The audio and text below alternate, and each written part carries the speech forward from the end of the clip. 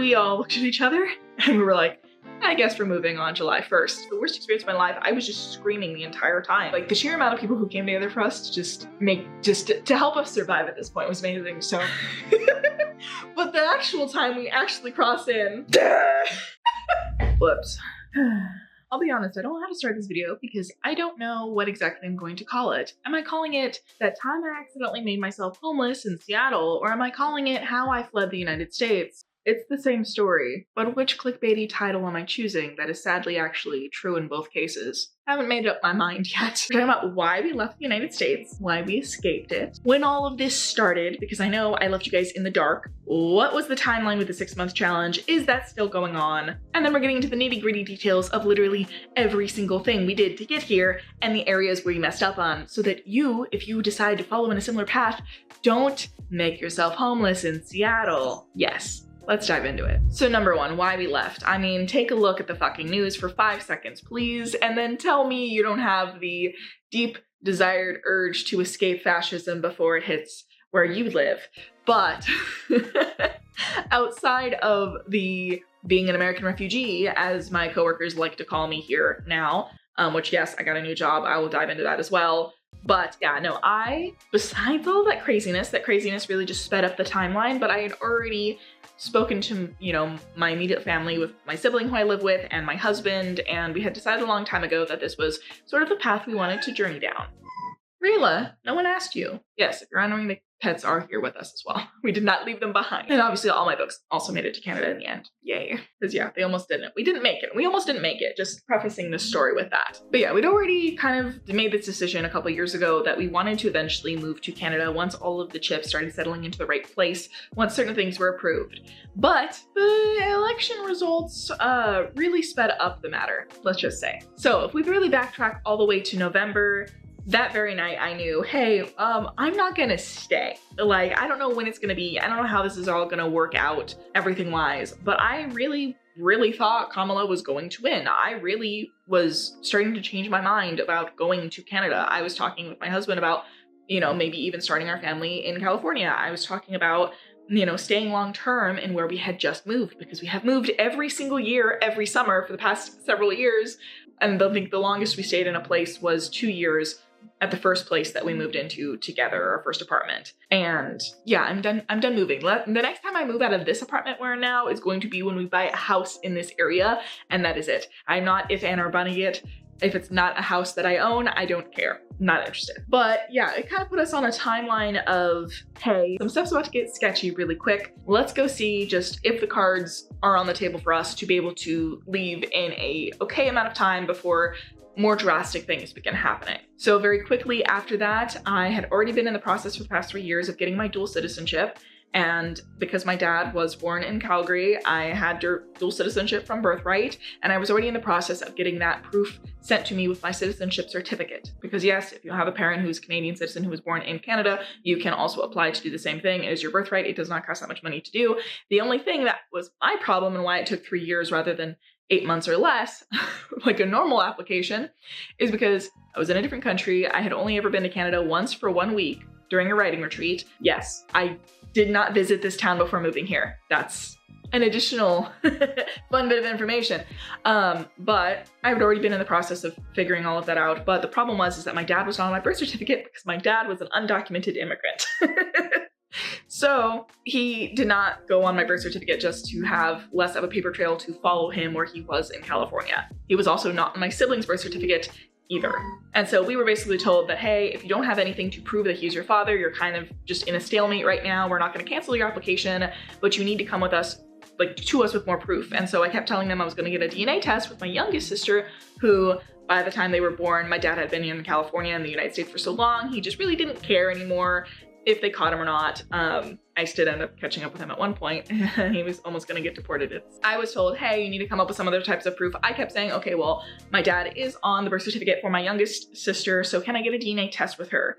And they were like, sure, yes, but that's gonna cost you $600 to $800 to do, and you have to do it at the embassy in LA and all of these other complicated things. So it just was on the back burner, something I could never afford. But obviously I was like, I need to make no more excuses for getting this, and I need to just get it done now because of everything that is happening in the US. So I ended up figuring out, hey, can I just send the death benefits that my family got with my name on them after my dad had passed away because he was in the military up here? And they were like, yeah, that'll work. So I scanned those in, sent them via email. They immediately approved it after waiting 3 years to get something approved.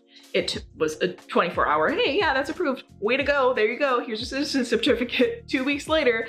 And I was like, perfect, beautiful. This is a sign from the universe. Carry on. So did the same exact process for my sibling, who, not my youngest sister, but my sibling who's right born after me. Did the same thing for them. And then it was okay. That's all in process. Now, how the hell do I get my husband up there?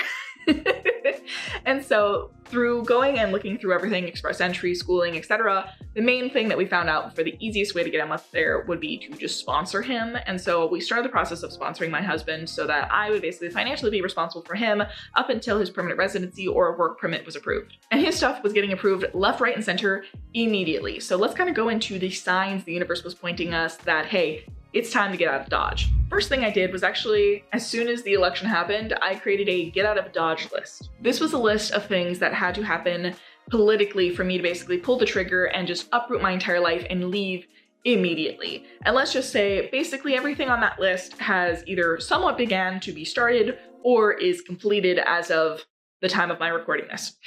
In start of August. And about half of that was already done when we made really the decision to leave, which mind you, when I made the challenge, I did not think I was going to be leaving right away. I actually started my 185 Insane challenge in the middle of May, and my purpose and my reasoning for having it begin in the middle of May was actually because 6 months from the day that I posted the video was going to be around 1 year since the election results. And I felt like that was a serendipitous period of time to say, hey, all of our paperwork's all filled out. Steven, my husband, has got his PR. Like that'll be plenty of time to get that approved because his stuff was getting approved really fast. And you know, and it would give us time to at least have been almost at our old place for 2 years, right?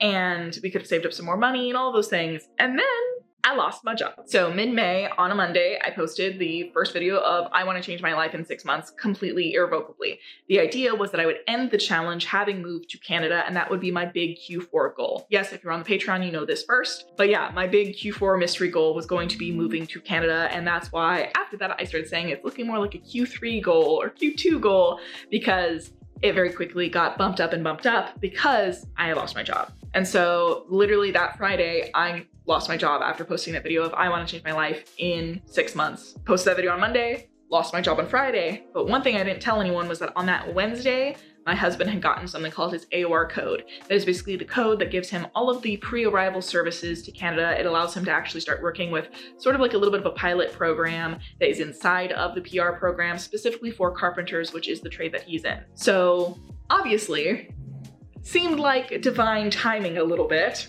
on that front. But of course, I also discovered after this that May was when my Saturn return started. And if you don't know astrology, if you're not an astrology bitch like me, that's basically when your entire life gets shaken up between the ages of like 27 and 31, I think. And I didn't even know I had hit that period until weeks later. But it basically perfectly lined up with when I had lost this job. Now, that was my one trigger, I will say. There was a couple like quote unquote triggers for we are leaving the United States immediately if this thing happens. And one of those things was lose my job. Wondering why was losing my job a trigger point? And that was a multifolded answer, let's just say. I'm going to try and say this as politely as possible, since I know that some of my former co-workers do follow me online and may watch my videos, but that job I had was not what I was supposed to be doing with my life. And I had known that for a long time. I had already had my suspicions about that very early into working there, that this was not going to be something I wanted to do. And I mean, that is nothing against that job in particular. It's just that I knew I wanted to be a full-time author. I wanted to do websites, logos, different things like that. And I had talked previously in one of my videos about how I don't know if I ever want to work for someone else again. Why? Because that job just gave me so much flexibility, and I knew that flexibility was something that I was going to want going forward if I ever worked for someone else again. And after getting basically no notice, laid off after working for a company for 3.5 years, I just felt really personally hurt. And I was told it was nothing against me personally. It was nothing about my work. I had always imagined myself leaving that job for being a full-time author, I never imagined what would it be like to be laid off or fired, but it was laid off. But either one of those things, I never had that on the table. Why? Because I always figured that I would be doing full-time author stuff prior to when my position would no longer be necessary. What I didn't anticipate was getting rid of the entire department, which also included my sibling. So not only did I lose my job, but my sibling, who I was doing the 185 challenge with, and still am, we're still trying to work on it, we both lost our jobs. The entire department was dissolved, and there's basically just one person left who was our boss, and that is it. One of the reasons that was a trigger for getting the hell out of Dodge, getting out of the US, was the fact that once your economy starts going to shit in any country, one of the first people that they always lay off is going to be the people in marketing. And so I knew that's my number one way that I can make money for myself. And if they're getting rid of me, that means that there's no possibility of me getting other jobs. And I looked, trust me, I looked. I already came into it like, this is gonna be hard, but I still applied. I still tried to get work down in the States near where I lived, remote. I didn't care, driving a long distance. Like, I was just trying to find anything that would take me. But because I'd already kind of had an inkling that this position wasn't going to be around for too much longer, and that I was starting to get very unhappy with the role that I was playing there, and I stopped growing, I had actually already, over a year prior, been looking for jobs, and I actually ended up applying to over 800 jobs, most of which I also did either specific resumes for or cover letters for, and I got only four or five interviews out of 800 jobs I applied to. And one of them was the part-time pet store job that I had gotten that I also lost in February. So I lost both of my jobs. And the February, job I lost at a pet store doing their social media was only 10 hours a week. It wasn't much, but it was enough hours at enough actually, it was actually paying me more per hour. I'm gonna be honest, but it was only 10 hours a week. But that was actually paying me more per hour, and it was making it so that I could actually work less, make more, and it was making the money that was necessary to pay off my credit card debt. Which, mind you, I do still have pretty bad credit card debt, and most of my credit cards down in the States are at like 29.99% interest rate. So that's why I've never been able to actually claw my way out of my debt, because most of that debt was occurred when I was living at home and I think I was getting paid like $100 a week at the first job I ever worked. And so when I had to buy my own groceries, I was literally going to Walmart and I was purchasing food on credit cards, because that was the only store that would allow me to buy groceries on a credit card. And so vast majority of my $20K worth of debt from the States is from groceries over the course of the 3 years that I worked at bookstore that shall not be named.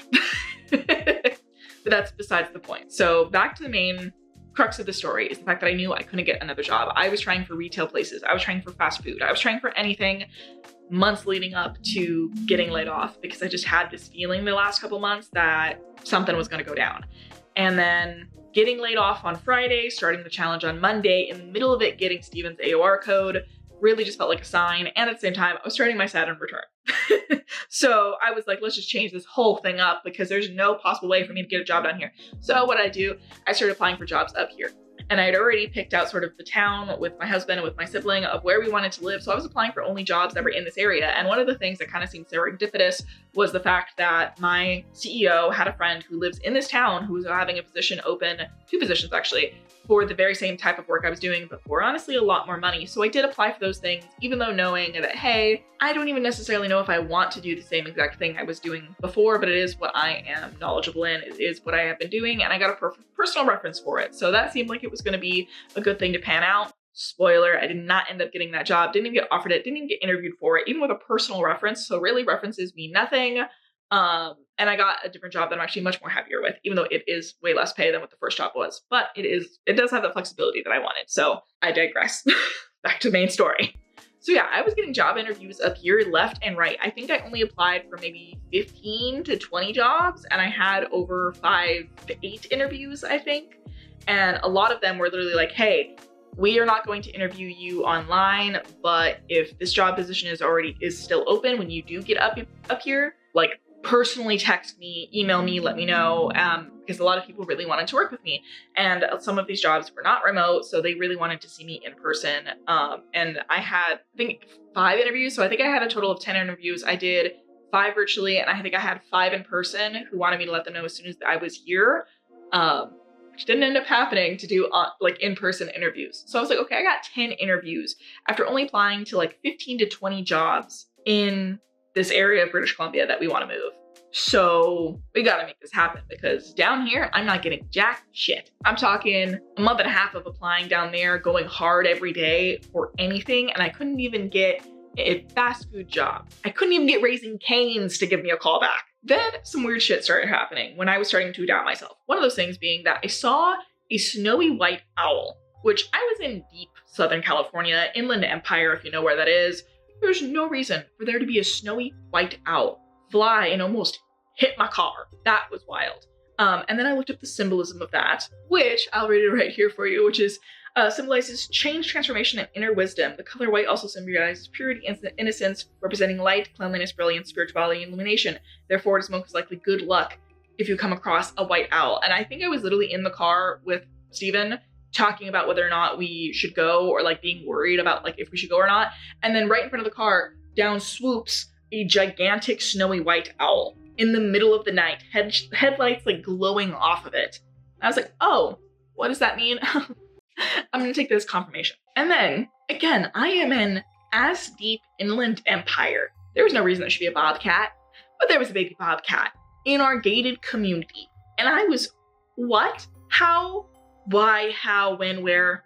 Questioned. I thought I was going insane. So then I look up, and this is a different time. This is another time where I'm driving with my husband going like, I feel like I have doubts about what we're doing. I'm feeling insecure about like if this is the right decision, blah, blah, blah, blah.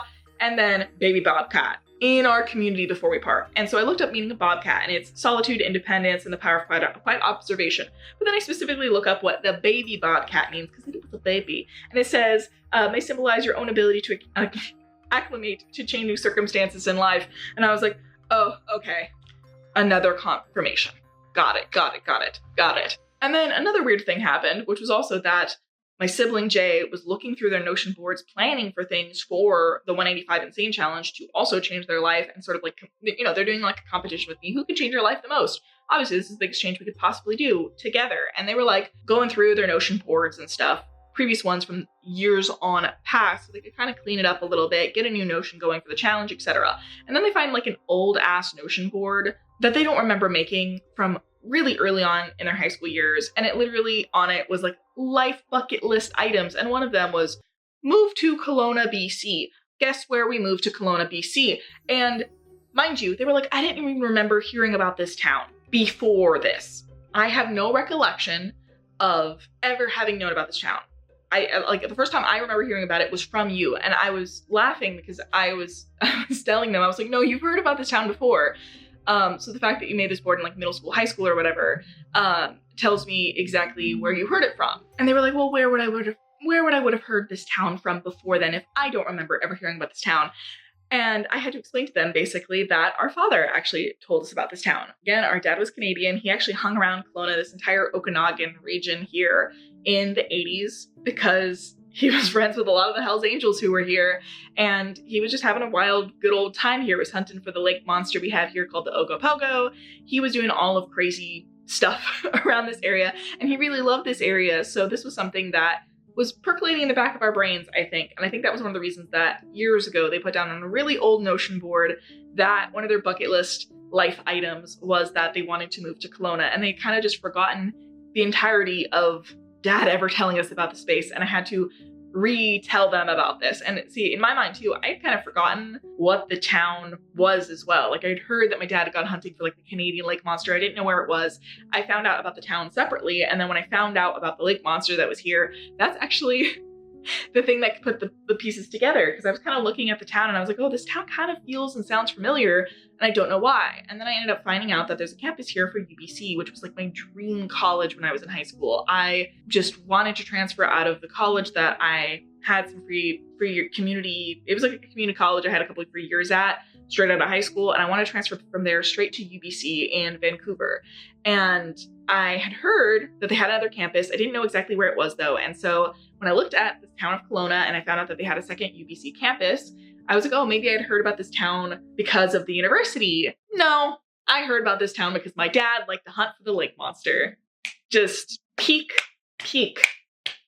memory. Didn't remember the university I wanted to go to, remembered the lake monster. So that was kind of the crazy setup for why we decided to move to a town we had never been to, because we had a great vouching for this area from my father, who is now passed away.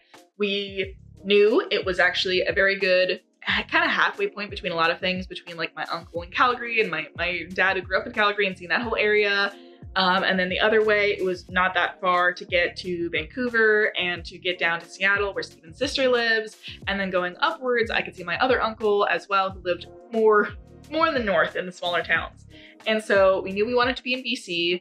We originally were looking at like the Chilliwack area for a long time. We originally thought that that's where we're gonna move for a long time, but it just did not have enough access to mountains and to lakes or rivers or the ocean for us. And obviously, if you guys are looking up what the Okanagan looks like, it is gorgeous, stunning. I've been to a couple beaches already and I've got a little bit of a tan. You guys probably can't see, but the tan's also from other things. But yeah, so we were like, okay, this is the most gorgeous, stunning place ever on planet Earth. So this is it, right?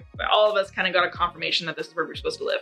We mainly thought Chilliwack because we knew it was a cheaper area to live when compared to Vancouver, but it still gave us access to a lot of the things in that Fraser Valley. And so originally we were thinking, okay, that's the logical place to go, but it just never fully sat right with us. And then we were like, okay, found out about this place. This feels right. And we all sort of got separate confirmations of that through things like seeing the crazy animals or the notion boards and different things like that. So our original plan was, hey, we wait for November, then we make our move up here, Steven's PR will be approved by then, all of our documents and ducks will be in a row, we'll have some time to save, bada bing, bada boom, right? Like hopefully nothing drastic happens politically before that can occur, but that seems to be our timeline for things. And then of course, when we lost the job, I was kind of shitting bricks a little bit because I was like, okay, how am I supposed to save? I can't find another job. And then it hit me after I had actually mass filmed a bunch of these videos that you guys are gonna still come out from me that I filmed in my old place in my office that I do desperately miss because right now I'm just in the living room. But I returned the equipment on a Wednesday after filming for 2 days straight, over 15 hours of footage I think I ended up having over the course of 2 days, kind of lost my voice. And then I sat down and I realized I'm getting my last check from this job this Friday and I got my severance pay today in the form of a check. How am I supposed to move to Canada if I can't find another job? And this is my last pay stub and I need pay stubs to move. And I can't get any other job up there until I've moved up there because all these people want to interview me in person. Shit. And there came the dilemma of just lying a little bit, saying that we were still working for that job and applying for this place. And knowing that I was going to basically only be able to apply for this place if I planned to move in a certain time frame. And so another confirmation happened where we'd already been looking at this apartment and they were the only one who actually would give us a fully virtual tour. Everywhere else just kept like saying I was booked for it and then no one ever showed up on the Zoom, different things like that. I tried like several other places, but this was the only place that was actually doing everything virtually. And I just got a good feeling about it. And it was also within walking distance to places because we knew, hey, if we have some issues importing the car or other things like that, or getting insurance for it, or if we only have one vehicle because we knew we were gonna have to sell the second car that was Steven's, then it'd be a good thing to be able to be in walking distance to certain things, like the mall that's around here, like shopping centers, just so that if I need a survival job where I can just walk across the street, I can get one of those. And then that was the same thing for my sibling. I was like, okay, when you want to get a job up there, then, you know, it's in walking distance even for you. So we knew that there was only a couple places that were going to be in walking distance of the different shops that we all wanted to potentially be able to work at that were in the area. And there was only one more floor plan on the ground floor. And we knew we didn't want to be on a skyrise. We knew we were afraid of heights. We knew we didn't want to necessarily be dragging everything up and down an elevator. And so we knew we wanted ground floor and there was one unit left and they were having a deal that said if you moved in by July 1st, you would get 2 months of rent free, 8 months of parking for free, and they had deals for the internet as well. So we all looked at each other and we were like, I guess we're moving on July 1st. This was all decided the week after starting this challenge, after just getting laid off that Friday. By the next Friday, I was already doing the paperwork to move into this place, to give you guys some perspective. And luckily I had already talked to my other roommates who did not move with us. And I was already telling them like, hey, just so you know, these are my trigger points for leaving. These are the things that And we had actually tried to renew our lease for another year when it was up in like April, May-ish. And for some unknown reason, the computer had actually kind of like messed up, malfunctioned, and there was no button to renew it. And so they had already moved us month to month, only like a month before all of this happened. So that was like another confirmation for us that, hey, we're not supposed to stay here. And so we were like, okay, we have to grab these keys by July 1st, and we get 2 months of free rent. So July and August, we're not gonna have to pay rent. That gives us time to find jobs in the area, et cetera, et cetera. So no problemo. It gives us time to make sure all the paperwork is good, and we have a little bit of money already saved up. And if we don't have to pay for rent for 2 months, we should have more money in theory, right? We'll get there. So we're like, let's just do it. We're getting all these confirmations. It's our Saturn return now. Me and my husband are both in it. Let's just get it done. So I start saying bye to people. We start packing up. We're having the craziest time of our lives with me mass editing these videos to get them out for you guys, while also having the release of my book. I was on the road right after the book released. Like, if you, oh, you guys haven't even seen it yet. You guys haven't even seen it yet. Here's my book. Here's my book.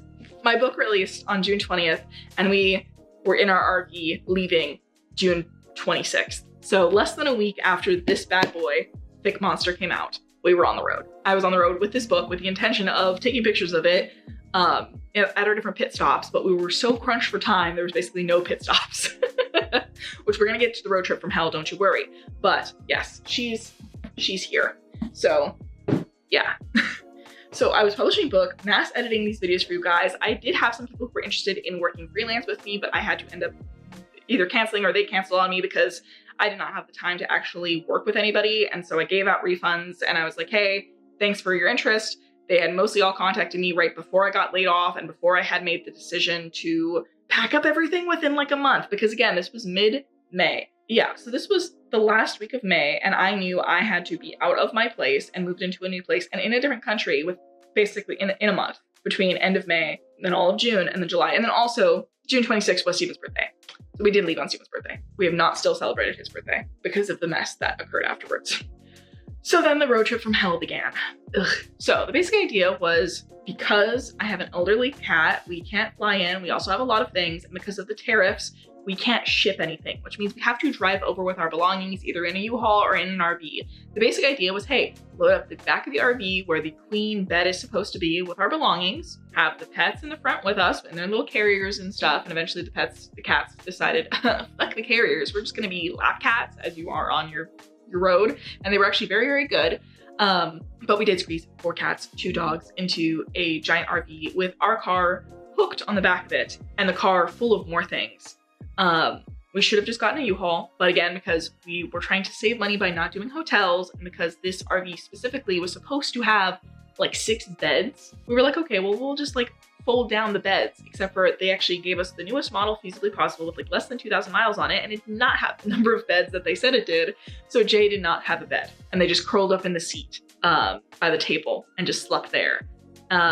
Yeah, this was on top of the pull-out couch mattress for me and Steven to sleep there on a twin, which was Jay's mattress, and then Jay curled up basically on a table on the chair, because that table chair combo was supposed to fold into another table and it didn't, because they gave us a different model than what we asked for, because they gave us the newest type.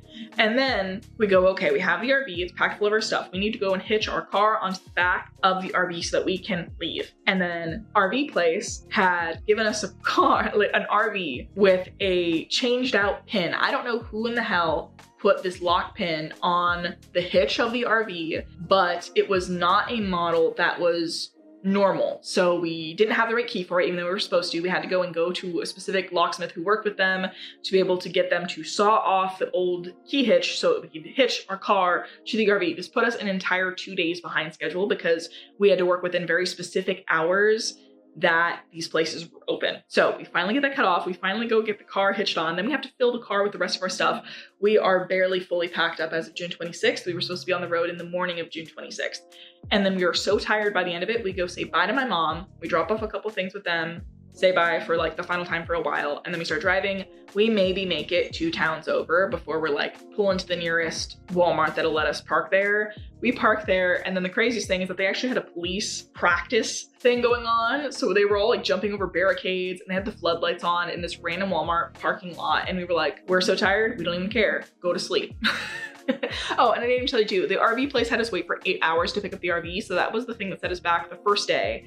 And then we got stuck another day because of the hitch not being correct. After they made us wait 8 hours. Yeah, it was a fucking mess. So then the next morning, bright and early, after only like 3 hours of sleep, we maybe all got 3 hours of sleep for an entire week on this road trip. We hit the road and we're going because I basically had set up where I was supposed to have ample time, a whole 2 days to go and stop at places on this fun road trip. We were supposed to go see some sights. We were supposed to go see some people.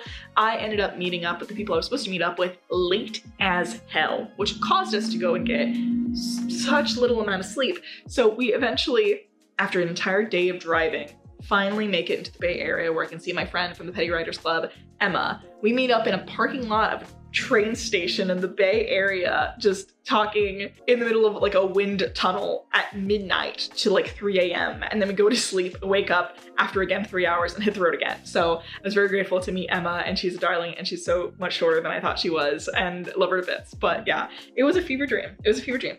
And then we drive the Bay all the way up. It takes us like another day just to get into Oregon, I think.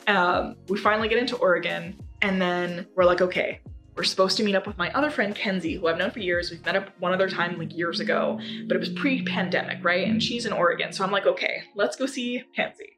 And so we drive up. We, again, barely get there after going through all of these switchbacks we didn't anticipate in the middle of dark ass roads. We put this RV through so much, which I will tell you about after I tell you meeting Kenzie. So we met Kenzie, middle of just nowhere to get there, at the edge of Oregon, where it's basically already Washington.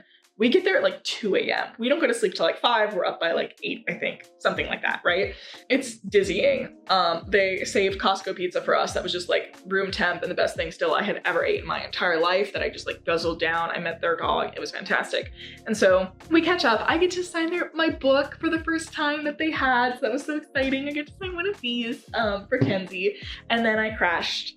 And then I was basically, because the bathroom was full of stuff, we couldn't even like pee in the RV, and we also could not shower in the RV. So we were stopping at like the truck stops, like the pilots that let you use showers, or like using random bathrooms at like superstores and things like that, just on the way, like doing like a quick face wash, living out of the suitcase for this entire week from absolute hell. And the places that were, I think, the craziest to take this giant 60-footer, I think, RV that also was hitched on a car that was still full of stuff, and then the RV, which was way heavier than it should have been because of all the stuff that was in the back, because of all our boxes. Because remember, I brought all of these books with me. All of these books were in the back where the queen mattress was supposed to be. We brought our mattresses, our bed frame, basically everything. I did give away like a lot of belongings that I'm now slowly having to rebuy. But the thrifting here is very good, so that's been nice. I managed to even bring 2 mirrors that did not break, knock on wood, the entire trip, that were in the car. Amazing. But we took this RV through the El Cajon Pass because maps did not warn me that the Cajon Pass was where we were going. In the middle of the desert, knowing that if we broke down, we were just dead in the water at that point. Then we ended up, when we were in the Bay Area, we got flipped around on a bridge and we ended up going through Treasure Island. Let me pull up a picture for Treasure Island. It's basically just a steep ass incline, one-way, narrow ass roads where we're just going so like just back ass head to chair, because that's how inclined this entire thing was to turn us around. And on the maps, it just looked like a little loop. I was like, oh, it's just a little island loop. No, it was the worst experience of my life. I was just screaming the entire time, thinking we were gonna die and we were gonna roll back and crush all of the cars behind us. Steven was an amazing driving there. He got us through it, even with us slightly rolling back sometimes anytime there was a slight stop, and we survived enough to go and see. Then we have to drive over to where Kenzie is. And that is just literally back road switchbacks, darkest place I've ever seen. Surprised we didn't hit any animals. Wait for that later. But in Oregon, didn't hit anything. It was the only thing. So the only weird thing that really did happen in Oregon during this trip, at this point we're thinking, okay, we're flying through, we should get to Canada tomorrow, basically, or the day afterwards, right? We're like, okay, we're so close now. California was the hardest to get out of. It's the longest state, and we were just going straight up it all the way, right? And like, we're like, nothing could be worse than Treasure Island. Nothing was worse than that. I think that was the scariest. But there's some things that definitely compete with it. So then we pull up to Kenzie's place. We're like, hey, Kenzie. And they're like, hey, just a warning, we're right on the water. So if you take the dogs to go and do their business, be careful because the water just drops straight off over this way. be careful. We're like, okay, yeah, sure thing. We go in there and we talk, we shoot the shit, right? We're like, I sign the book, we eat cold pizza. It's amazing, right? Great to see them. And then I'm delirious. So I think at first that I'm hallucinating this, but we open the door to their apartment, step outside, there's a deer right there, like a couple paces away, right? But us open the door scares this deer so bad. It leaps away, and then I hear, psh, and the damn thing just leapt straight into the ocean. And then Kenzie's like, oh yeah, those things do that here. They just drown and die. I'm like, okay, I'm not confident enough right now to look up what a dying deer symbolizes, especially in water, but that's great. Perfect. Mercury retrograde is also like actively starting around this time, I think. So I think I probably hallucinated that until Steven the next day goes, or actually it's the same day because we went to bed so late, but when we're driving later, he's like, can you look, that deer drowned itself? And I was like, that did happen. Like steps away from the RV. Crazy. And so we book it over to Washington. We're also hoping to be able to see Steven's sister in Seattle on our way. We don't end up making it. I think we maybe stayed a day in Seattle. Like his sister was working. So we're like, oh shit, we missed her, but like we'll come back down, right? And then part of the area that we messed up in, we are so tired from getting maybe like 3 hours of sleep per night, if that. And oh, also on this entire trip, literally as soon as we got into the RV, I started my period and I also got a fucking sinus infection. So I was coughing, sniffling, sneezing, couldn't talk for a large portion of this entire trip. Just the worst. Sinus, snot, just sore throat, shucking back cough drops. Can't find the medicine bag that I had brought, thinking I left it behind with all of my prescription medication in it. No idea where that is. And have to like rebuy stuff on the road. And it's just fast food, junk food the whole way up because we can't even use the kitchen even though we brought groceries. So we're just messed up. And the entire idea was that we were supposed to get to Washington, and then because it looks a little sketch to cross over saying you're going to live there in an RV, and because it's harder to go through, we were supposed to go and get a U-Haul, move everything from the RV to the U-Haul. We were like, we literally have to pick up the keys tomorrow morning, or I think it was like the day of, I think, when we finally tried to cross. We're like, we don't have time to get that U-Haul situation, right? We don't have time to move anything. We're over like 3 days behind now. We have to pick up these keys. Because the thing was, is basically what they also told us was, oh, your day at this apartment, you were supposed to move in July 1st, but that's actually Canada Day. So we're going to be closed. So you actually need to come the day earlier to get your deal for the 2 months free. And we're like, shit. So now we lost an extra day that was supposed to be dedicated to moving stuff from the RV into the U-Haul, right? And so I'm like, shit. I also am nervous about the customs paperwork because that shit fucking confusing. Could not find the right document. I'm just praying I have the right document. Chat, I did not have the right document. And we were also too tired at that point and had to get the keys like ASAP to get our deal on the 2 months free. So I'm shitting bricks the entire time.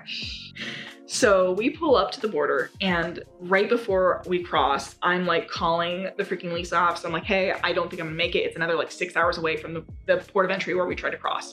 Like, is there any way you guys can do us a solid and like do it tomorrow? And they're like, oh yeah, no problem. We'll still give you the deal if you come on July 1st, and one of us will be here to give you the key, even though it's their day off. They'll just like drop it off and I'll be good to go. I'm like, thank you so freaking much, because I'm so sorry that I'm having you come in on your day off, right? And so I'm like, okay, cool. Now we cross, we have time. We'll get across the border real quick and then eat some fast food, go to sleep, and tomorrow morning, first thing, we'll drive the rest of the way through. Just we have to get through tonight, and we're denied entry. Which I have gone back and forth with in my head the entirety of the past month and some change for everything that happened in that period of time. And specifically, I watched a TikToker who specifically said he moved into Canada without his paperwork actually even finalized in an RV from Cruise America, which was the same fucking company that we used, with all of their belongings in the back. And they had no problems, even though their paperwork was not fully approved. Meanwhile, I was a citizen. Yeah, so it really is a case-by-case scenario of who you get. And unfortunately, the first time we got was a fucking racist dickwad, because he did not really try to deny me entry. He tried to deny my belongings and my husband entry because, and I quote, he's here to steal Canadian jobs. Yes, he looked at the Hispanic man and said he was here to steal Canadian jobs. The man who was being sponsored by me, a citizen. The man who that Friday had an interview for work for the pilot program that he was also in. The man whose entire paperwork has been approved in a matter of fucking weeks because he works in a field, carpentry, that Canada desperately needs, especially the city of Kelowna that we're moving to, because there's construction all around us. There is new properties being built all around us. It is his field of expertise, but he's here to steal Canadian jobs. And you want to know why he was here to steal Canadian jobs? Because according to the officer we got, he had the intention to work before his work permit was finally approved. He could come and he could visit, he could have an extended visit, he could have a visitor record, but he had the intention to work because of a cooler, because our beach cooler had union carpentry stickers on it. So he really looked at some like household screwdrivers and a cooler and said he had the intention to work. Mind you, I put this together later that I am a citizen of Canada. I am a dual citizen. Me and my husband are legally married. That makes all of his belongings legally mine. So yes, they did deny me a citizen entry on the basis of my own belongings, none of which were illegal, because supposedly then my husband had the intention to use a cooler and some household screwdrivers for work. Yeah. So then we're having a good cry fest when we're returned back to the US side. I book us a hotel to try and feel better. And then I'm trying to figure out what the fuck we're supposed to do now. Cue the 2 weeks of being homeless in Seattle. So we're stuck in Seattle trying to regroup. And the only thing I can think of is, hey, we have to return this RV tomorrow and we don't have the money to extend our ability to have the RV. So the only thing we could do at that point was rent a storage unit, put all of our belongings in storage and get a hotel room and just stay there. Empty out our car so we can actually drive around and figure out what we're gonna do.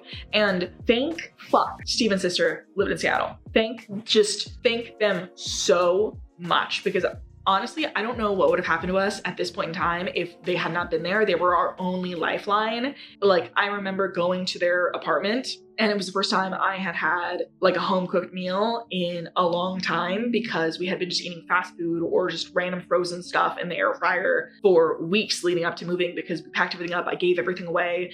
You know, we were trying to save as much money as possible. And I literally was like trying not to cry into the food that his sister had made. And I literally had to eat super slow because I was actually making myself sick, because on the road I had access to literally we were having maybe one fast food meal a day and some snacks. And so whenever I would eat something bigger than that, I would get really nauseous, especially if I was eating too fast. And so this is obviously where we start getting into contact warning territory. But yeah, we were also just too stressed to eat. And then also I started wanting to fall back on like my binge eating habits from before, but then flipping back and forth between my starvation habits from an eating disorder to binge eating habits from a different eating disorder. And I ended up over the course of 2 weeks losing a minimum of between 6 and 10 pounds from just lack of access to food. I currently, even though I am eating now, I have still, my scale was dead and packed away. So I couldn't actually check what my weight was when we weren't eating. But as of right now, I've still lost quite a bit. I've lost 2 inches around my stomach, which was not the way that, obviously with my challenge, I did want to lose weight, but that's not the way I wanted to lose it, especially as someone who's dealt with eating disorders before. So that was like, it was kind of disappointing to see that that was the only way I've really been able to lose weight, was because I was starving because I was homeless.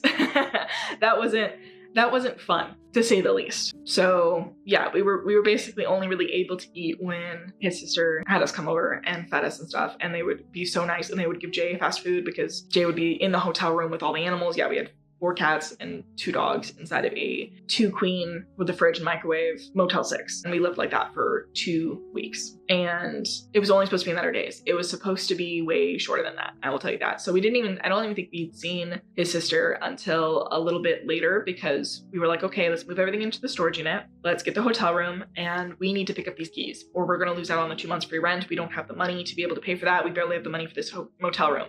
So let's clear it out so we can have the car. We're going to leave my sibling Jay here and pay for 3 days for the hotel room just to give us some wiggle room, just in case. And we're going to drive up across and try to cross with literally next to nothing. We had 1 pair of clothes each, our pair of shoes we were wearing, didn't bring the dog, nothing. And let's just try to cross over like that just to pick up the keys, because we can't lose out on 2 months free rent when currently all of us are unemployed. We can't afford that. So we return the RV and we make our drive. And we go across the border and we get this just incredible officer this time, just the nicest dude ever, who, you know, he pulls us aside for our interview. He tells us like, hey, why were you guys denied entry last time? And we tell him like, you know, it was on freaking my belongings. We were denied entry for because for the most part, it's mostly my stuff. Like Steven and Jay gave up almost all of everything on the ride up here. And everything that is like the home stuff is stuff I've purchased. I've purchased almost every like home thing we've had. Steven brought like his guitars and some like very few items of tools, right? And mostly like household ones like screwdrivers and things like that. And like we had a beach cooler and like it was mostly just clothes, mostly like, and some video games and our computers. So it was nothing insane. And I tell him like, hey, we're coming over with nothing. We just have the car. You can look in the car. There's a single bag with overnight stuff. We just need to grab these keys and we're going to be gone tomorrow. And he's like, you guys shouldn't have been denied entry anyways. We're like, what? And that's when he tells us, you guys are married. Anything that was going to be his that's coming over, even if it was tools, it's legally yours. He denied you entry for stuff that was your belongings. And so we're, kind of pissed at this point, but this officer's just being so nice. He's explaining why some of our paperwork was kind of messed up. We'd gotten previously the correct customs paperwork, and I had more discussions with that officer about how to properly fill it out. And I was like, well, I don't have the stuff right now, so I haven't probably filled it out, but like, could you explain to me just so I triple make sure that I'm filling it out properly? He walks it through it with me, and I'm like, okay, thank you so much, right? He's just an angel, right? This officer saved us in the end, along with Steven's sister, just so much. So yeah, he's like, yeah, get out of here now. And we're like, so we can enter? And he's like, yeah, I didn't sit here talking to you guys for an hour and a half about all of your paperwork and your applications and everything just to deny you entry. Get in there, like grab your keys, go. And we're like, oh, thank you. Because this is the Friday that we have to be there for an appointment Steven has, plus his interview he has for his pilot, plus to pick up the keys. So we're rushing from the one port of entry into town. And these port of entries are like at least a couple hours apart. So we're speeding and everything, not speeding, we're not breaking the law, but we're rushing through and everything, right? We're going through the gorgeousness of the provincial parks and everything, and we make it into Kelowna. Steven has his 2 appointments. He did miss his 1 appointment, but they still gave it to him later in the day right before they closed because they were just so nice. I go in here, I pick the keys, I get a little tour of the property, and then we make it in here. We go to the store, get a blow up mattress, lay on the floor. We have nothing. And then we start checking the emails. We haven't been able to really check because we haven't had service or internet or anything like that. And we don't even have really proper internet up here. So Steven has 0 service up here. He can't call anyone, can't text anyone, open anything. We're using the Wi-Fi that is in the leasing office down the hall from us. And then I start seeing a couple things that we had missed, which one of that was that the day we had moved in, this leasing office had also sent out an email saying, hey, just so you guys know, your electricity is actually going to be off today. So if we had even moved in the day we were supposed to be moved in, we wouldn't have had power for a large portion of the day. And the following day, they turned off the water because we're having water issues because this place is still under construction. That's why they're giving the 2 free months out at the time, was because they're supposed to be wrapped up with the construction when these 2 free months end. And so, goodness, the reason they turned off the power was because every single person's breaker box had some messed up fuses and some improper parts. And if you know us, we've got portable ACs, we have computers. So we were like, oh shit, if we had overloaded the grid, what would have happened with improper fuses, with improper parts? And Steven was looking at the parts, and he does apartment maintenance as well. So he's like, we would have caught this place on fire immediately. Like the fact that they even opened up this property with those improper parts, like at least they caught it before many people moved in here, but they probably found it out because something sparked for somebody somewhere around here. And that, funny enough, literally where the breaker box is at the end of the hallway here. And that was going to be the spot where I was going to put a lot of boxes. And I ended up not doing that and putting them in the living room, which kind of was a bitch because then we had to bring things all the way from the living room into the bedrooms versus just having them outside our doors and at the end of the hallway. But after I got that email, I was like, when we do move in, I'm not putting any boxes there just because now I don't feel safe with the breaker box. But if we hadn't seen that email, if we had gotten here, if we had overloaded the breaker box, we would have caught fire to all of the boxes that are flammable right in front of the thing, because it wasn't the day that we moved in, it was the day after. So they found out the same day that we were supposed to move in that something was wrong with the breakers. They fixed it and turned everything off the day afterwards. But our first day here, we would have had no electricity after just having moved in, and knowing us that first night when we moved in, we wouldn't have known that, and we would have immediately turned on 2 ACs, the central air, computers, the first main things that we always set up at a new place, and we probably would have catch everything on fire. So that, I take it as the universe saving our asses. But the day we did move in, we had no running water in the showers, or it was very weak. And then we also then proceeded to flood the hallway because then we found out the washing machine didn't work. So we had world ending in fire and in water scenario happening for us. So after we deal with the washing machine flooding, we're then looking at it and going, you know, the first thing we do at every new place is we do a lot of laundry, we plug in the ACs, we plug in the computers, we turn on central air because it's very, like, that's the one time we use central air. It's when we're moving in or out because it gets so hot. And we were like, okay, so we would have started an electrical fire followed by having a pool of water in front of it and boxes. We would have died if we moved in here on the day we were supposed to. So we're like, okay, it sucks we spent too much money for the last couple days, because at this point it was only the Friday after we tried to cross on Monday. Again, with this Monday, Friday weirdness that's happening. So we tried to cross Monday, we're denied entry, we cross over properly, do the proper appointments and everything, and we properly cross over, do the appointments, and get to our apartment, realize all of these things were going wrong the last couple days in our apartment on Friday. And we're only supposed to stay there till Saturday. So you're probably wondering at this point, well, how did that end up becoming 2 weeks? It's an excellent question. I will fill you in. So we're like, okay, we have to cross back over because the hotel room is going to expire. Jay is still there with all of the animals, so we gotta go in the morning. But at this point in time, we're trying to figure out, okay, we have these keys, but they're saying you can't work over here. Like, obviously your work permit's not approved. And now we're like low on cash because now we're having to pay for these hotel rooms and yada yada, right? We're trying to figure that part out. And Steven also worked for a staffing agency that actually had just opened up an office in Seattle. And so we're like, okay, well, you might be able to work over there. Maybe we can just find a place to sort of put you so you can work on the US side and I can visit you and you can be close by or something, just until we've recouped our funds enough to be able to have you over here properly, right? And we're still waiting on like the work permit here to get approved, but you can legally like be here for an extended period of time. We already have all of that approved because you're in the middle of the PR process, right? You're in the middle of sponsorship. This is the point of time when I am supposed to sponsor you, but that was on the idea that we were going to have more money saved than we do now, because now we've had to pay for motel rooms for multiple days, and this is 4th of July weekend. So you can imagine how much the Motel 6 right at the airport was, over like $200 a night. So this is bleeding our savings completely dry. And so Steven's like, okay, well, let's go try to look at some places. We're looking at like Airbnbs. We're looking at just month to month tiny rentals of someone's back house, just so that Steven has a place to stay sort of close to the border and he can work somewhere else in Washington to recoup his savings for a little bit of time. So we're driving down the freeway in the morning, first thing the day after we finally cross. And we do have to cross when, obviously, he said he's gonna cross. So we're driving down. Deer. I fucking hate deer. We are on the freeway, broad daylight, and out of nowhere in one bound, because this freeway is so small, it's only a 2-lane freeway, this giant buck, bigger than our car, decides to jump from the bushes where we could not see him straight in front of our vehicle. I don't say we hit a deer, the deer hit us.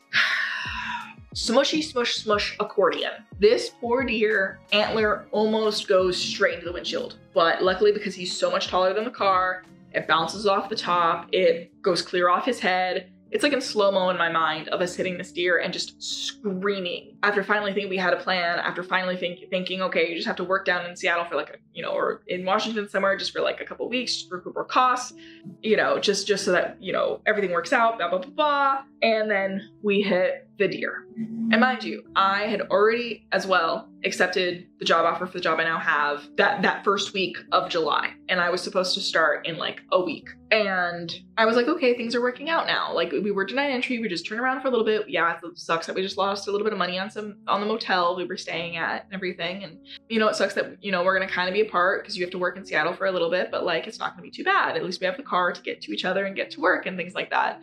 And, you'll keep the car and I'll be up here. And yeah. And we thought that morning we were feeling pretty good, that we now had a plan, that it was just a mishap because we just got one really bad officer the first time.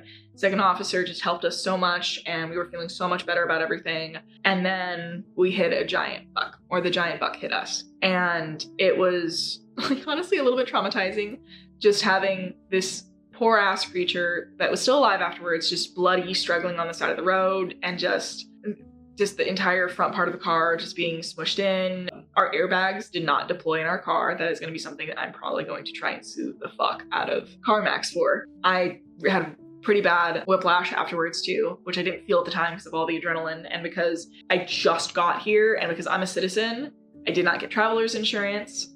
So I did not go to the doctor. but I also haven't set up my health insurance at this point because I've been in Canada for 1 day. I don't have my health insurance set up. I don't have anything else. I don't know how it works. I don't know if I'm gonna get a bill afterwards just because I don't have, my ID. I don't know 100% what to do, and I have too much adrenaline. I don't end up going, and I just deal with it. At this point, I get fucking some sort of thing happening with my car every year, and I get whiplash again.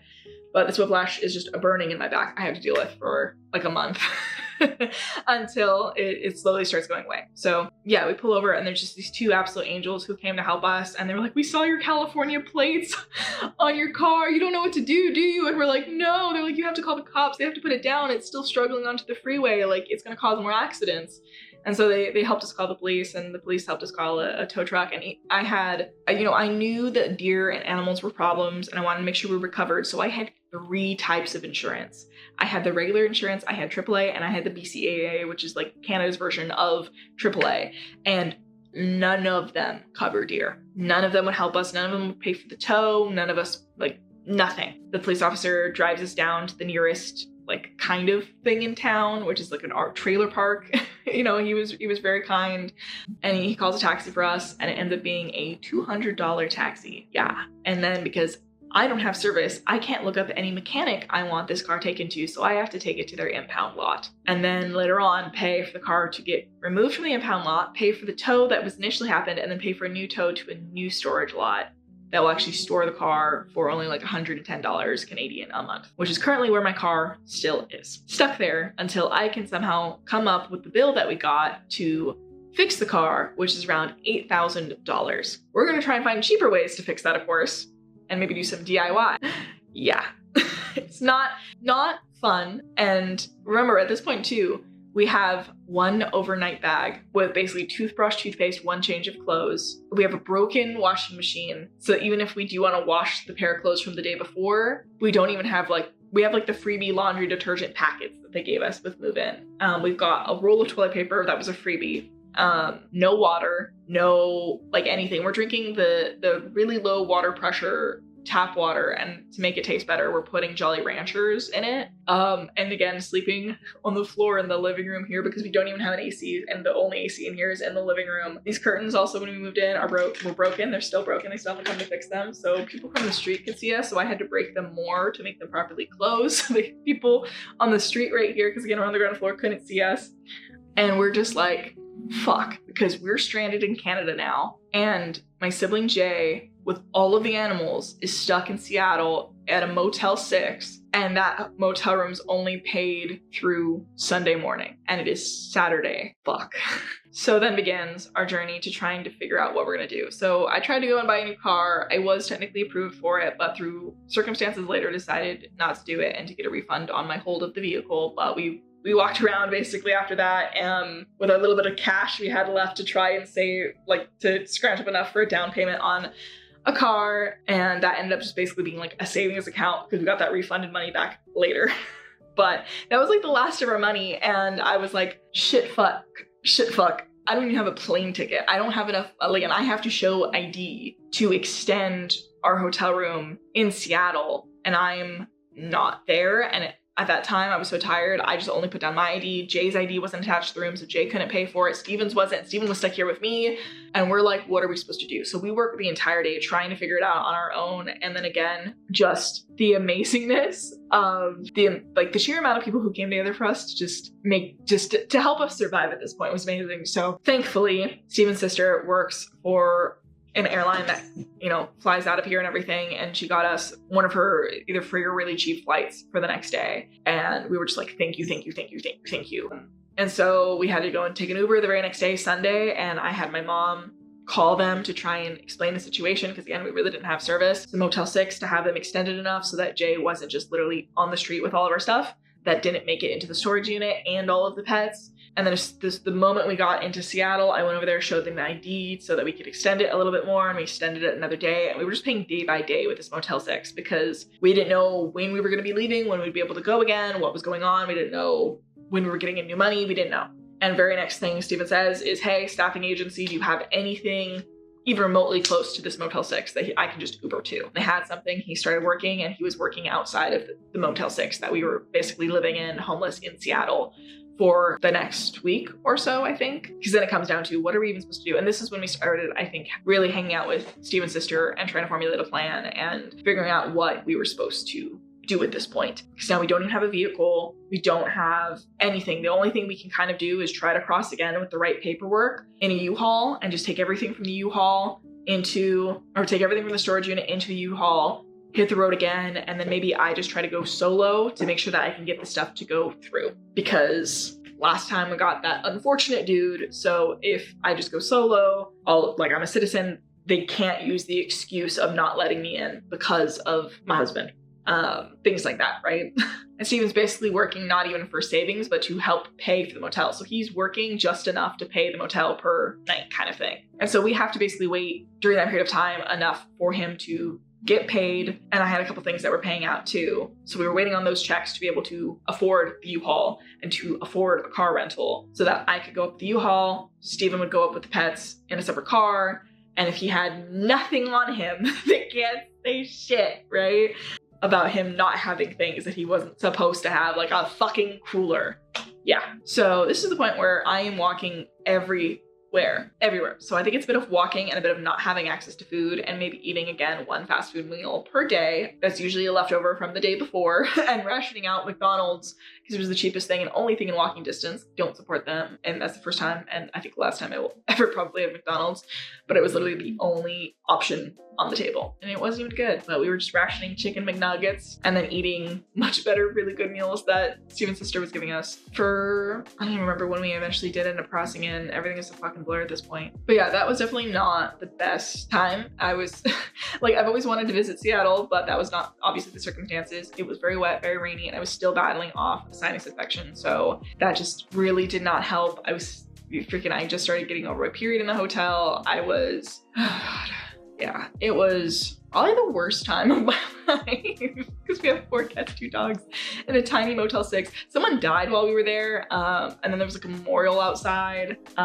It's just this ghetto-ass Motel 6 by SeaTac, like a 1-star, half-star rating with a memorial outside of it now. And police were there when we came back.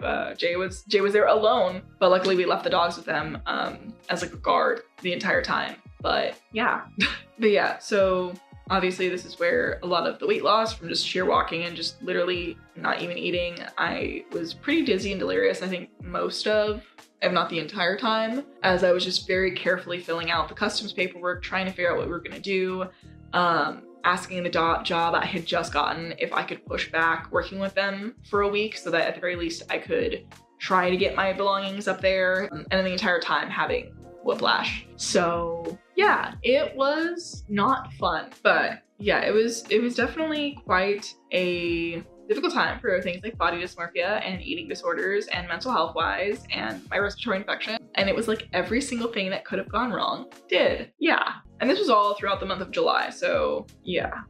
So then we kind of have to make the shitty decision of I was supposed to sponsor Steven and now this motel room had completely bled me dry. So I was supposed to support him and I had just barely gotten approved for a job and I don't have anything that's saved. I don't have, like, the first border agent basically lied and convinced us that he couldn't stay, even though everything we had researched before said he could stay. And even if he wanted to stay, like, we needed 2 incomes as fast as possible because we had, I think I literally had like negative $10 in my bank account when we finally did manage to cross. Yeah. So we finally did cross middle of July, I believe, after 2 weeks of being in Seattle. We got to the border and luckily we crossed at the same exact spot again because something was just telling me, no, I'll just go there again.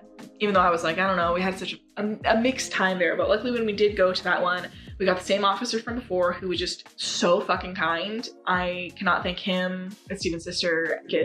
Just the people who helped us on the side of the road, just my mom who stepped up in that moment, like everybody. Just everybody who just helped us keep it together in this point in time. So yeah, luckily we got to him and he was like, hey, what's going on? I thought you guys said last time that you were gonna look at like a place near the border and like you weren't gonna actually like fully cross in for like a little bit because you guys were having some problems with the paperwork and everything. And I was like, yeah, well, we kind of got stranded last time and hit a deer. So like we can't keep crossing over like that. So, you know, my husband's gonna have to just stay down in Seattle for a while until his work permit's approved here. and we're just gonna have to do it that way to be able to afford anything, because that just took us basically completely out of commission, you know? Like, he's like, oh, that sucks. Like, I hope you guys are okay. Like, he was just so kind. And so he looked over the paperwork. He's like, yep, you did all this import paperwork correctly. Stamp approved. Did you want to import the car? I'm like, I don't even have the car. It's here. It's just stuck. And it's also not mine. It is under Steven's name. Like, I know I can kind of legally do it, but like, we have another chance later on to figure out the car stuff at some point in time. He's like, okay, got it. You know, he's going back and forth, and then we're like, hey, the first officer also told us that some stuff with Jay's paperwork was also messed up. So I'm like, hey, you're a lot nicer. Can you like look over their paperwork and let us know? And he just freaking was so kind. He looked over everything. He's like, yeah, no, this doesn't seem right. It seems like somebody messed up something. It's not your fault. It's not on you guys. He personally emailed a couple offices and stuff for us, and just freaking got us an answer within like 24 hours of what was wrong. That I'm just so freaking grateful for. Just like, thank him so much. Steven came separately with the animals, and he got there like a little bit after we did, and so he came in, and you know, they had a nice chat or whatever. He's like, I'm only going to be here for the weekend basically to help them unpack, and then he has to go back to work. And he's like, okay, well, you know, sucks you guys have to be apart now, even though you found out you could have been together, but now you don't have the money for it. So yeah, no problem. And the thing was, guys, I crossed over in a U-Haul. Steven crossed over with the pets. And I was like, hey, do you want to check the rabies certificate? He's like, that's the least of my problems.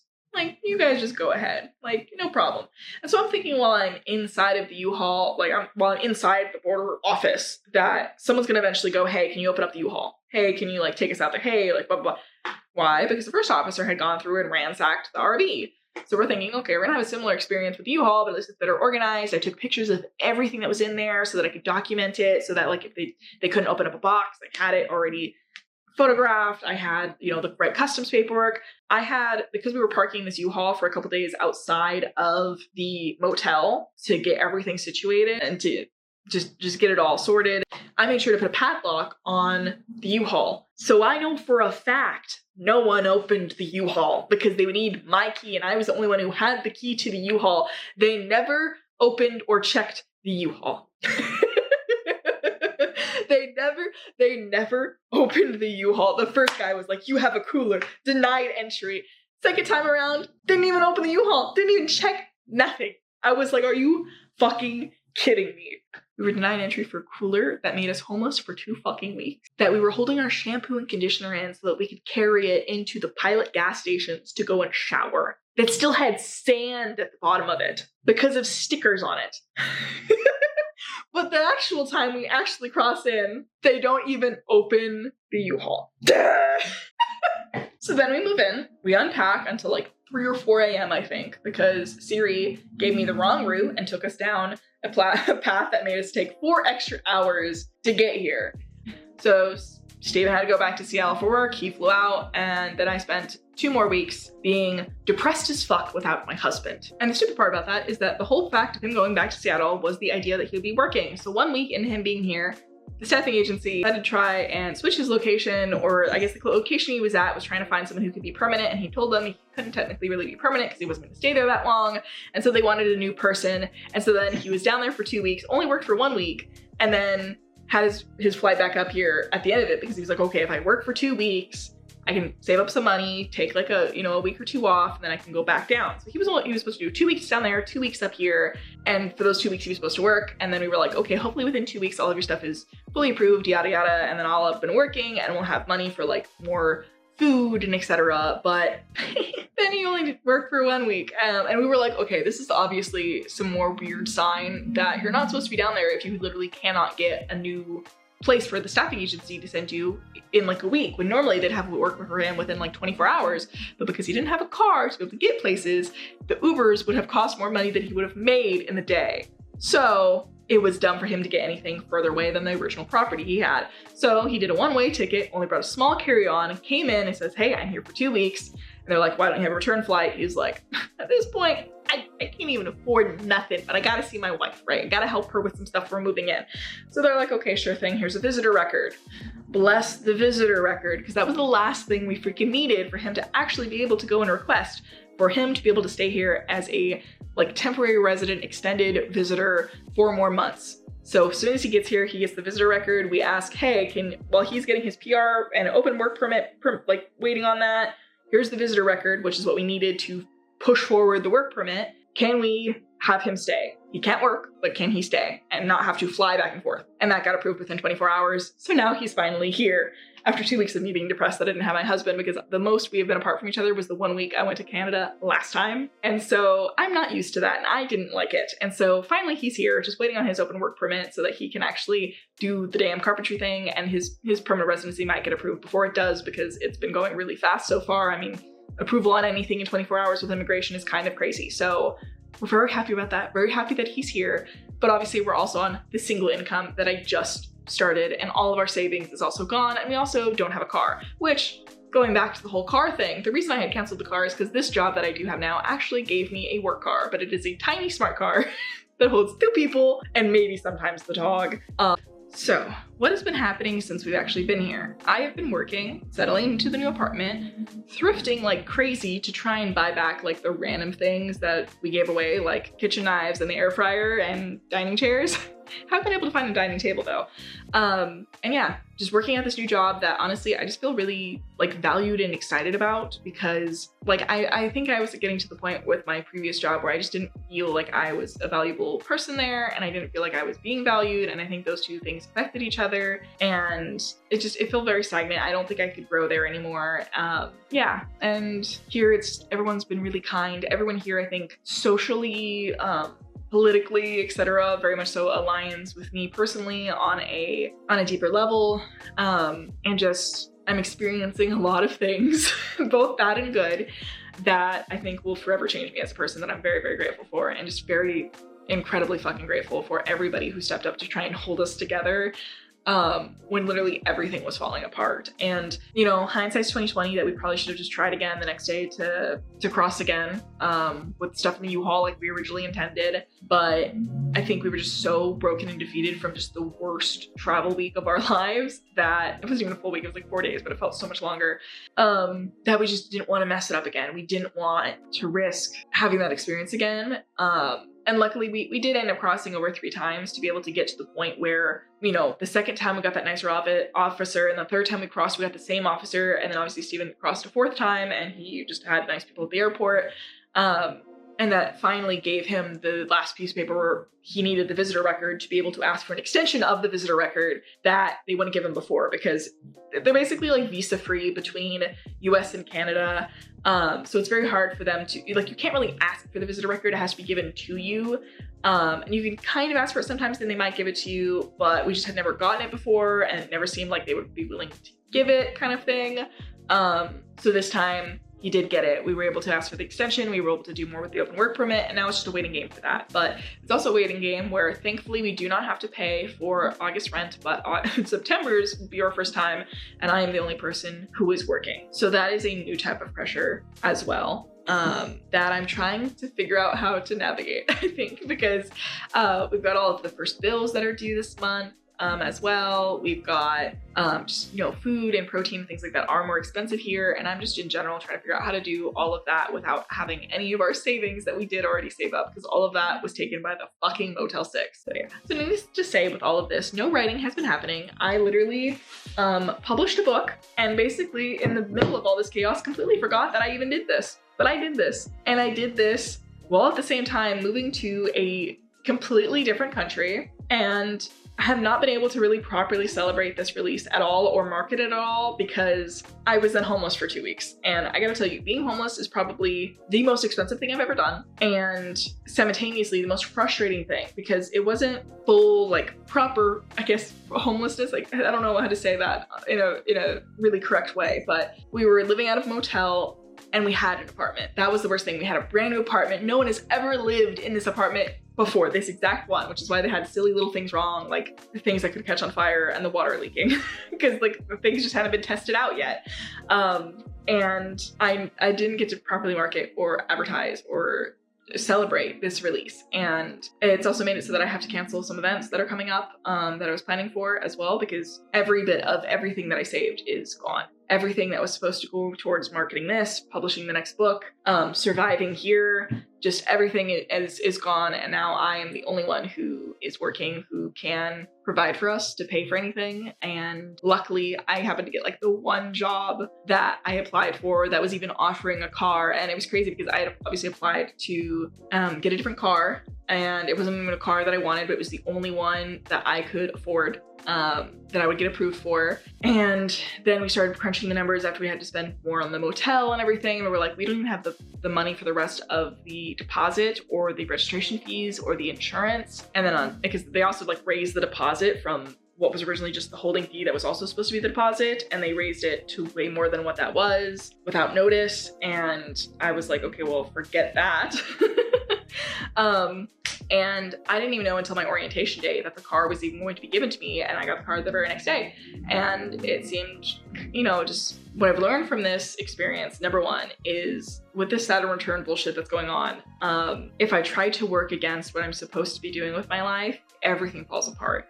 When I knew, hey, I was supposed to get the U-Haul because that would be easier for people to go through. When I knew, hey, I really need to make sure that I perfect the customs paperwork, but I was busy with just packing and giving things away instead of just throwing, you know, things away, which, you know, it's close to my heart to give things away to people in need than to just throw away completely good things. And I mourn every single thing I did have to throw away that just people didn't get in time. And I got very sad when I would see messages from people asking if certain things were still available on Facebook Marketplace or on like the no buy group I was in. And I knew it was something that I had to just throw away because no one had picked it up in time for when we were moving out. But at the same time, it was me doing all of those things for other people that made it so that I couldn't perfect the things that needed to be done for us, like the customs paperwork and like moving the things to the U-Haul, and crossing over with the U-Haul instead of the RV, which made the one officer really side-eye us and ransack it and everything like that. Yeah, it was, but like even if I had gotten the U-Haul, we still, with that officer, we found out through discussing with people who cross that border a lot that he's basically just notorious for not letting anybody in, and being incredibly racist. So we kind of, even if I had gotten the U-Haul, unless I had gotten a different officer, we would have had the same outcome happen, I think, because just who that person individual is. But at the very least, it maybe would have saved us a little bit of money from the fucking motel, because the motel, I would be more settled in now. I would have more things ready and prepped. I wouldn't have had to push back starting work by like a week. But in the end, I was glad that I did, just because I needed the time to set up my desk. I needed the time for my back to heal. I needed time in this drier climate to get over my fucking sinus infection. And every time during this disaster, that I have just acted in accordance to what I know I'm supposed to be doing with my life, like accepting this job, like, you know, making sure my husband gets back here, even though we're on one income right now. It allowed him to get the visitor record, to be able to move forward with his open work permit, to be able to actually stay here. It's been way better for my mental health. It's been way better just, you know, and for the animals. And just every time I tried to work against what I knew we should be doing, like when we were like, oh, let's go just get a rental for you that's, you know, pretty close to the border, let's go look down this way. That is the reason why we took a different freeway, and why we took a freeway we didn't know was notorious for having a deer problem, which we didn't know when we traveled down it, or otherwise we would have definitely been way more vigilant. But we're from California, we don't have those, right? And that literally got us trapped. Like I remember my mom said, oh, well, maybe, you know, so many things going wrong with this trip is because you're not actually supposed to be there. And I was like, well, if that was the case, I don't think the universe would have just trapped us in Canada. It's literally trying to make it so that we don't leave. So I don't think that's right, you know? And now everything is slowly but surely working out, I believe. It's just a matter of, I don't know how I'm gonna pay for everything now that my entire savings is gone, but like I always, you know, my husband and I always say, like, we always figure it out in the end. So we're in the process of that figuring out stage. But yes, I just really do miss writing. I miss my little petty writers club I have on Tuesdays with my friends. I miss, you know, I really wanted to start doing sprinting live streams on this channel. I miss working, honestly. I know I was only laid off from like May until mid-July, I think. It was mostly just June, but I missed having some sort of structure to my day a little bit. And I know eventually I want to be a full-time author, and that's just my main primary thing for myself. I still want to achieve that, but I think right now in my current place in life, not only do I need a job to be able to pay for anything, because I'm the only person who can work, but also I do need, at this point in time, I think I'm humbled enough by this experience to admit that I do need some sort of structure from an outside source to keep me accountable with things. And that currently is in the form of a day job. And it's a day job I'm actually really excited about, and I'm doing just the same kind of thing, social media management. You might actually see my face on a different social media account because of the exact thing that I'm doing. But I'm not gonna try and advertise it too much because I really wanna grow this other platform for my job completely on the basis of the work and not from the audience that I've already grown here. But you may again see me pop up, don't be confused if you do find it. But yeah, I know that this is my actual real calling and that this is what I'm going to always return to. And I'm so excited to hopefully get my book in some stores around here as a local author and dive into the sequel for this and the novella that's attached to this and everything else. And get back to videos for you guys. Oh my God, I have missed you guys so much. I've missed my 185 challenge Discord people and all of the comments. I really haven't caught up with anything. I've just been very not online. And that's been, I would say it would be refreshing if it weren't for the fact that it's been for a negative reason why I haven't been online. But I'm just trying to enjoy the beautiful outside nature when there's not a siren blaring next to me. Things about being in an actual city, but it's like a Canadian city, so it's not even like a American city at all. The population here is way less still. This seems normal to me, and this is a tourist destination, which has also been funny watching YouTube and getting the commercials, and they're all like tourists. Like, I feel like they're the kind of commercials you get in a hotel, and they're just like on the regular YouTube TV channel things. But this seems like a regular population to me. It doesn't seem that busy. Everyone here complains about the traffic. It's not that bad, but it's because of where I'm from. From California. This seems like normal. This seems like a small town still. And everyone's like, oh, I hate all the tourists here in this summer. And I'm like, this is tourism? I can't even tell. So personally, what does this mean for me? What does this mean for the 185 Insane Challenge? Is that still going on? What is happening? I've been leaving you guys in the dark, so let's jump into that. The 185 challenge is still on, although I am considering extending it, mostly because July was a fucking bust. Literally, we're supposed to cross over June 30th, and from then until like the end of July, it was just pure chaos of trying to figure out how to get Steven back here, trying to figure out how to survive with the one income, trying to get this entire place unpacked. Still not completely unpacked. There are boxes around me still, but at the very least, like my desk is set up, laundry has somewhat been done. Like I have groceries in the fridge. So, like I'm starting to get the hang of the whole work schedule balance thing again. So 185 challenge is still on now, but I'm going to probably end up just like extending it into December through the end of the year, because I'm just gonna delete July ever having happened from the challenge, because I'm not counting that. I am counting the accomplishment of having moved to Canada as part of my mystery Q4 goal that was really a Q3, Q2 thing. And say I did that. That's the main major way I could change my life, is switching entirely what country I live in.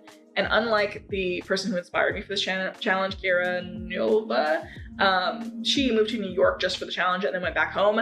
We are not doing that. This is my new life now. I'm never going back to the United States except for to visit occasionally and do like tourist things. This cost everything. My mental health, my physical health, all of the money from all three of us, all of our savings are depleted. We have literally no vehicle. We are starting over completely. We don't even have a dining table still. We've got jack shit in terms of belongings, other than apparently all of my books that fucking made it, things like that. Yeah. And then Steven's sister did hold on to some of the things for Steven, like his tools and his work stuff. So none of that is here. So he can, like, when he actually does get his work permit approved, he's gonna have to go and like get those things or buy like temporary tools for here. But, oh, and that reminded me too, they didn't let my screwdrivers in because, you know, work things. So we didn't bring them. They're also at Steven's sister's house because we got rid of the storage unit to save money. So do you know what a bitch it was to put this together with no tools? And from memory, because I don't have the instructions to this bookshelf, this took 3 days.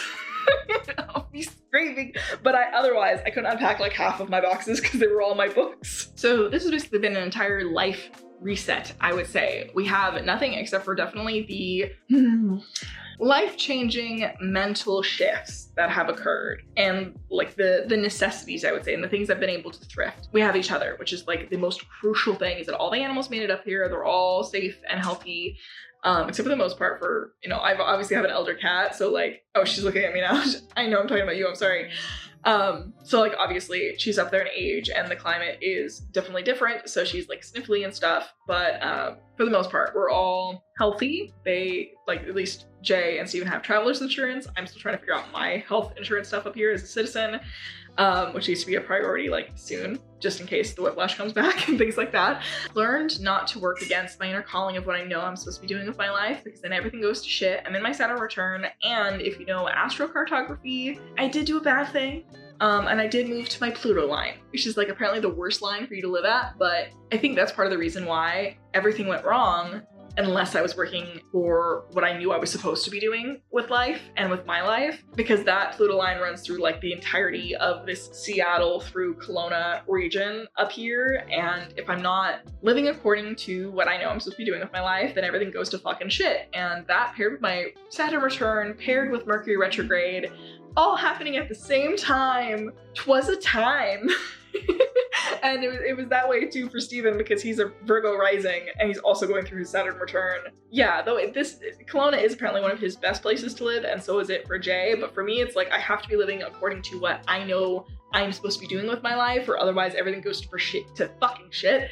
And this entire experience has proved that to me time and time again. I literally have to do what I know I've been called to do in this lifetime, which is make YouTube videos, write my damn books, tell stories, and hopefully through that entire process, change people's lives by either making them feel seen through the books that I write, the stories that I share online, or just help people figure out and go after living the life that they know they're supposed to be living. Because I think that's the entire point of the 185 Insane Challenge. It's not to do all of these difficult, hard things and burn yourself out.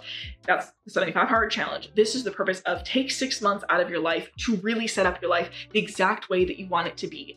Don't let any of those negative voices, or don't ignore the signs that are pointing you in the direction that you're supposed to be, because every time I tried to go against what I knew I was supposed to be doing, I hit a deer, got denied at the border. Like everything inside of me told me that this is what we were supposed to do and that it was going to end up working out. And I doubted myself the entire time before we left, the entire time during we left, in the road trip up hell, to the point where we got denied, to the point where we were homeless in Seattle for 2 weeks, to the point where now I have negative amounts of money in certain bank accounts that I will not be speaking about right now. And I have no actual real vehicle aside from a work car. That is a tiny smart car, so I can literally only put my husband and maybe sometimes my dog in the car, and that's like it. But it's something right now to get us to survive, to go to the grocery store, because again, for the 2 weeks that, or I think it was the week that I first got here, I didn't have the car because I wasn't working. So I just walked everywhere. I'm talking in the rain hauling groceries with a cart I bought with my last $40. Coming home soaked. And then of course there was the car had some issues with it and I didn't have it for like 3 or 4 days while I went to go fix it. So then I was again walking everywhere. So I finally have it now and it's finally fixed. And I'm just so grateful for it. It's not the car obviously that like I love so much that my husband bought us. It's not, you know, it's not the perfect thing. You know, it's not gonna make it so that it's easy to take the animals to the vet if they ever need it, or to get their rabies shots when they need to be updated. It's not something that can be a permanent fixture, but it is something for right now that allows us to survive. And I'm excited to move out of survival mode into thriving mode and into getting things done that I know need to get done, like posting videos, like writing books, like figuring out the whole car scenario thing.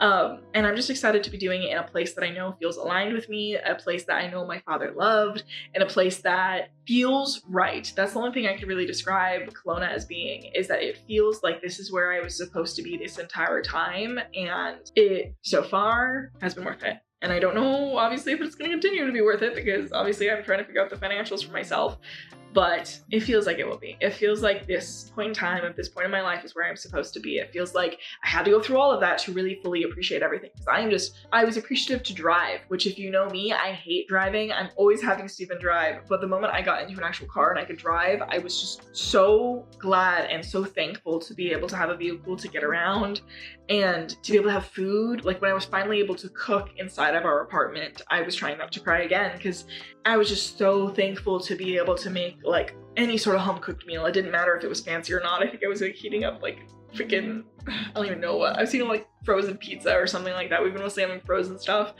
The fact that like I was able to find an air fryer at the thrift store that worked for like, I think it was like $8. The fact that like I found a bookshelf to put some of my stuff on, the fact that I was able to build this bookshelf and have like my background again. And yeah, I am so grateful that I did publish before all of this craziness came out, because now this is a story I can look back on and basically feel like a completely different woman wrote this book. And I can look at it with just reader eyes fresh and just use this as a huge learning experience about myself, my writing, and I know that the lessons I learned personally through this journey are going to impact the next book or the sequel, and all of these lessons in here that I'm going to take in with these fresh eyes, because I think this was a story that I needed when I was writing it. I think this is a story I probably need now again to reread it as just like a reader, and just combine obviously the mixed bag of things that I've learned and experienced into just all of my stories moving forward. This has really been just like a book of my heart, and this entire journey to getting to a place where I've always felt like I was supposed to be has been so special to me, even with all the highs and the very, very low lows. I feel like I'm on the right path now. I feel like I've learned that lesson of I have to do what's within my inner calling, and again, that is sharing my story, the story of all of my favorite characters that I like to just share with you guys, and infuse every little bit of my soul and my heart into these stories and to the content that I make, and into just, again, trying to help other people figure out what is calling them in life and have them live that life and have them figure that out for themselves and change their lives. Like, there is no point in this life when we should stop growing, and I feel like this challenge is making me grow more than I think I ever have before. And that has kind of been the goal. Obviously, we have several more months of the challenge, and I really want to end this challenge at the new year and just be this bigger, better version of myself. And I think in my head, I wanted this quote unquote better version of myself to be someone who had everything put together and had their whole life put together and everything.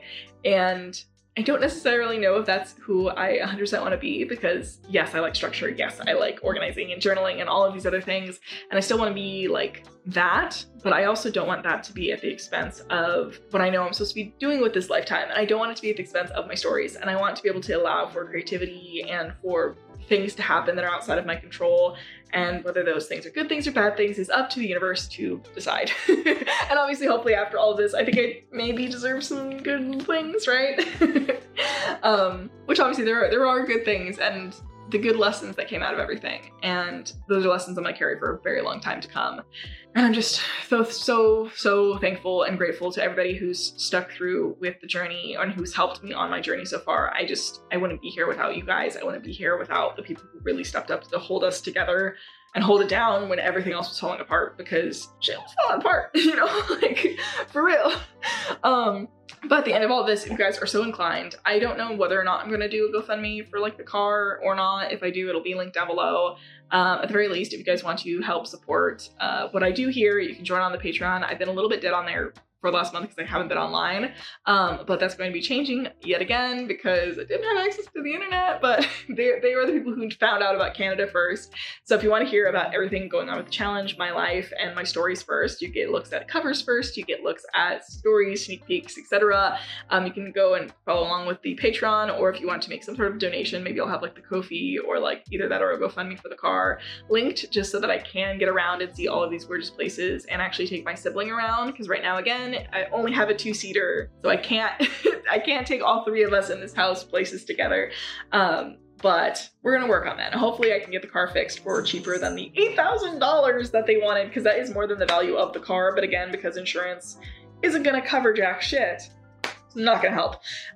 So yeah, we're still debating whether or not we want to get the car fixed, or if we're just going to use any sort of money that we save up to just get a new car here and just tell CarMax, hey, you gave us a damn car with airbags that don't work apparently, and I got whiplash, so I need you to just take this thing back and we'll just get a new one up here, or what's going on. But the original car I was gonna get, I really didn't want, and I know beggars can't be choosers. That's been the slogan this entire time since we got to Seattle, is that beggars can't be choosers.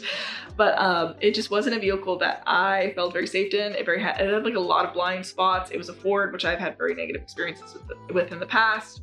And just things like that didn't make me 100% safe. And it's crazy that this tiny smart car I actually felt safer in than I did with the Ford, but I'm hoping maybe we can save up a little bit more just so we can qualify for a better vehicle, especially once my husband is working again, and so that we can actually invest the money into the registration, all of those things. So either it'll be a new car eventually that we're gonna just feel a little bit safer in, or we're gonna fix up the old one and tell CarMax, like, you need to release us from any obligations of keeping this car in the US because you gave us a car that doesn't have airbags. If I have links to that, I'll leave it down below. If we're going to do GoFundMe, I still haven't decided. If it's not there, there's a Kofi probably, and there's also the Patreon if you want to support everything that I am trying to do here and my journey in Canada now. So I am very excited to be like officially really Canadian. I'm still trying to figure things out, like kilometers, grams at the grocery store. That confused me the other day. I ended up getting like $6 worth of rice when I wanted like $3 worth of rice. I don't know how I did the math and got a completely different price. I have missed you guys and I'm so glad to be back, and you'll be seeing more videos from me in the future in some sort of background similar to this. I don't know if I'm gonna keep it exactly like this, but I am excited to be here. Make sure to go and grab your copy of Between the Shadows of the Dawn if you want spicy Viking romantasy. I love it very much, and the sequel will hopefully be out soon later this year because I already have the cover for it, and I've got some exciting things booked in the future for this series that I just love sharing with you guys and everything. If you guys are also a reviewer, do let me know, and I'm trying to figure out how to send free links to an ebook version of this book that I'm still trying to figure out, but when I have those up and running, let me know because I'm trying to get some more reviews for the book soon too. I'll catch you guys in the next ones. Thank you guys so much for being patient with my journey and listening to how I escaped the US / made myself homeless in Seattle for 2 weeks. Whoops. I'll catch you guys in the next one. So, bye.